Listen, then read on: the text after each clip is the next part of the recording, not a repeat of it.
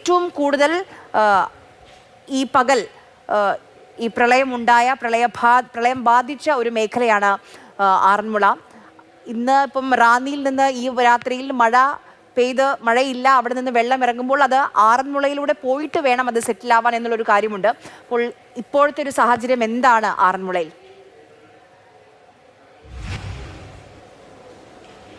റാന്നിയിൽ വളരെ അപ്രതീക്ഷിതമായ ഉരുൾപൊട്ടലും അതുപോലെ തന്നെ അതിതീവ്ര മഴയും അത് ഇന്നലെ രാത്രി 11 മണിക്ക് ശേഷമാണ് ഉണ്ടായത്.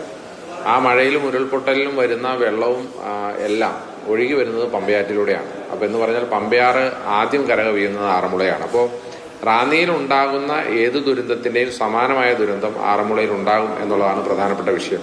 ഇപ്പോൾ റാന്നിയിലുണ്ടായ ഈ മഴയുടെ വെള്ളം മുഴുവൻ ഒഴുകി വരുന്നത് കാരണം വളരെ അപ്രതീക്ഷിതമായി തന്നെ ആറന്മുളയിലും വെള്ളം കയറുകയുണ്ടായി. ഇപ്പം ഞാൻ രാവിലെ ആറന്മുളയിൽ 7 മണിയോടുകൂടി ആറന്മുള നമ്മുടെ സത്രത്തിന്റെ ഭാഗത്ത് ഞാൻ വണ്ടിയുമായി നടന്നു പോയതാണ് ആ വഴി. പക്ഷേ ഇപ്പോൾ ആ പ്രദേശത്തായിട്ടൊന്നും നമുക്ക് നടന്നു പോകാൻ പറ്റാത്ത രീതിയിൽ വലിയ ആഴത്തിൽ വെള്ളം വരികയും വലിയ കുത്തൊഴുക്ക് അവിടെ രൂപപ്പെടുകയും ചെയ്തിട്ടുണ്ട്.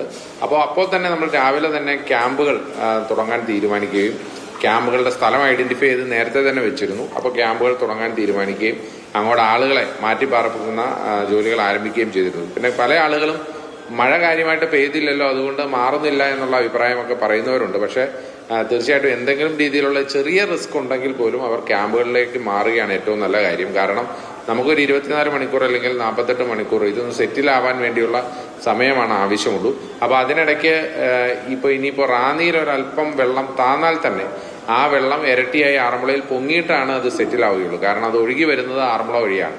ആറന്മുളയുടെ പമ്പയാറിന്റെ തീരപ്രദേശം ആറന്മുളയും തോട്ടപ്പുഴശ്ശേരിയും അതുപോലെ തന്നെ കോഴഞ്ചേരിയും കോയിപ്പുറവും ഒക്കെ ഇരുവേരി അടക്കമുള്ള പ്രദേശങ്ങളിലൊക്കെ തന്നെ ഈ സമാനമായ വിഷയങ്ങളുണ്ട്. പക്ഷേ ഇന്ന് സർക്കാരിന്റെ ഭാഗത്ത് ബഹുമാനപ്പെട്ട മന്ത്രി തന്നെ നേരിട്ട് ആറന്മുളയിൽ എത്തി അമ്പലത്തിന്റെ അടുക്കൽ വരെ വെള്ളത്തിലൂടെ വന്ന് അദ്ദേഹം എത്തി സ്ഥിതിഗതികൾ വിലയിരുത്തി.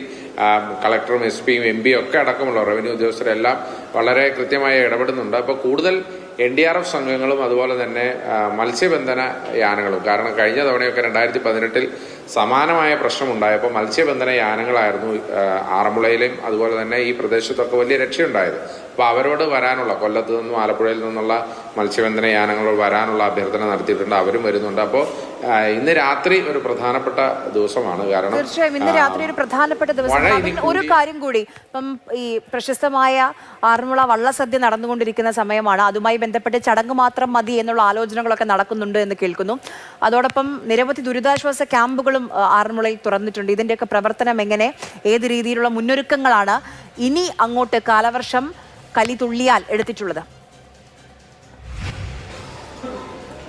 അതായത് ആറന്മുള വള്ളസദ്യ ഉൾപ്പെടെയുള്ള പ്രവർത്തനങ്ങൾ നടന്നു വരികയായിരുന്നു. ആറന്മുള വള്ളസദ്യ ഇപ്പോൾ തൽക്കാലത്തായിട്ട് നമുക്ക് ഈ പമ്പയാറിലൂടെ വന്ന് പള്ളിയോടങ്ങൾ വന്നാണ് വള്ളസദ്യയിലേക്ക് പോകുന്നത്. പക്ഷേ പമ്പയാറിലേക്കൂടെ പള്ളിയോടങ്ങൾക്ക് വരാനുള്ള ഒരു സാഹചര്യം ഇല്ലാത്തത് കാരണം കരയിലൂടെ തന്നെ നടന്നു വന്ന് ക്ഷേത്രത്തിൽ പോയി വള്ളസദ്യയുടെ ചടങ്ങുകൾ നിർവഹിച്ചു പോകാനുള്ള ഒരു സാഹചര്യമാണ് ഉണ്ടായിട്ടുള്ളത്. അതും ഇപ്പോൾ നാളെയും മറ്റന്നാളും അത് നടക്കുന്ന കാര്യത്തിലൊക്കെ ഒരു ആശങ്കയുണ്ട്. പക്ഷേ അത് പള്ളിയോട സേവാസംഘവും ക്ഷേത്രവും ഒക്കെ ആയിട്ട് ദേവസ്വമൊക്കെ ബന്ധപ്പെട്ട ആലോചനകൾ നടത്തി ചിലപ്പോൾ 1-2 ദിവസത്തേക്ക് മാറ്റിവെക്കാനുള്ള സാഹചര്യമൊക്കെ ആലോചിക്കുന്നുണ്ട് അവർ. പക്ഷേ അതിന് ഒരു ഫൈനൽ തീരുമാനം അവരാണ് പറയേണ്ടത്. പക്ഷേ നമുക്ക് ഇന്ന് വള്ളസദ്യക്ക് വന്നവരൊക്കെ തന്നെ രാവിലെ സത്രത്തിൽ താമസിച്ചവരുണ്ടായിരുന്നു, അവരെ സേഫായിട്ട് മാറ്റാൻ സാധിച്ചു. വള്ളസദ്യ നടത്താൻ വന്നവരൊക്കെ അവസാനം ഇടയ്ക്ക് കുടുങ്ങിപ്പോയവരുണ്ടായിരുന്നു, അവരെയൊക്കെ വലിയ വണ്ടികളിലുമൊക്കെ ആയിട്ട് അവരെ സേഫായി പ്രദേശത്തിട്ട് എത്തിച്ചിട്ടുണ്ട്.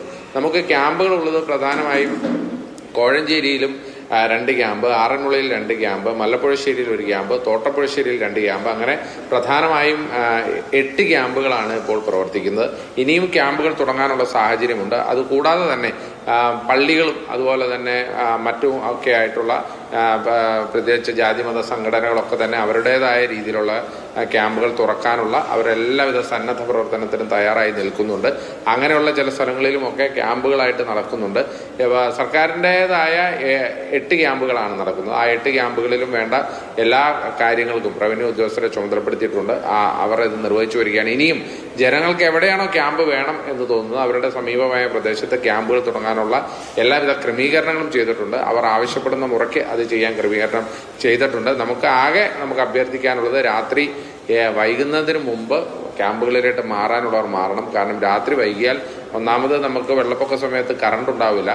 ഒറ്റപ്പെട്ട അവസ്ഥയിലായിരിക്കും. വെള്ളം കൂടുന്നൊരവസ്ഥയിൽ അവർക്കും ഭീതികരമായ ചില സാഹചര്യം ഉണ്ടാവും. അപ്പോൾ അന്നേരം നമുക്ക് ക്യാമ്പുകളിലോട്ട് മാറണമെന്ന് പറയുമ്പോൾ തീർച്ചയായിട്ടും അതൊരു വലിയ ബുദ്ധിമുട്ടുള്ള സംഗതിയാണ്. അപ്പോഴാണ് നമുക്ക് മത്സ്യബന്ധന യാനങ്ങളും പിന്നെ രാത്രി NDRF-ഉം ഫയർഫോഴ്സും ഒക്കെ വളരെ റിസ്കി ആയിട്ടുള്ള ജോബ് എടുക്കേണ്ടി വരും. അതിനു മുമ്പായി തന്നെ നമ്മൾ പറയുന്നത് എന്തെങ്കിലും ഒരു ചെറിയ റിസ്ക് ഉണ്ടെങ്കിൽ തന്നെ അവരൊക്കെ ക്യാമ്പുകളിലേക്ക് മാറിയാൽ നമുക്ക് ഈ പ്രവർത്തനങ്ങളൊക്കെ തന്നെ ഏറ്റവും സുഗമമായി നടപ്പിലാക്കാം. മഴയൊന്നും ശമിച്ചാൽ MLA പറയുന്ന കാര്യം അതാണ്.